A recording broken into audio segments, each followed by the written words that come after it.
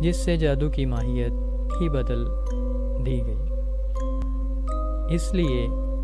جادو کی تعریف کچھ یوں ٹھہرائی گئی: ایک ایسا فن جس میں ہر وہ کام اپنی حسب منشا پایہ تکمیل تک پہنچایا جا سکے، خواہ اس کے ذرائع جائز ہوں یا ناجائز، خواہ خدا بندی کے تابع ہوں یا اس سے بعید، لیکن در حقیقت انسان راہ حق سے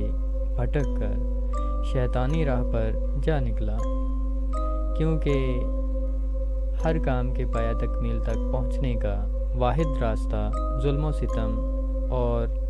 ایذا رسائی پر مشتمل تھا، اور یہ راہ ایسی ہے جو اللہ تعالیٰ کی رضا اور منشا سے متصادم ہے۔ اس لیے اس کو شیطانی افعال کا نام دیا گیا ہے۔ جادو کے فن میں جوں جوں ترقی ہوتی گئی،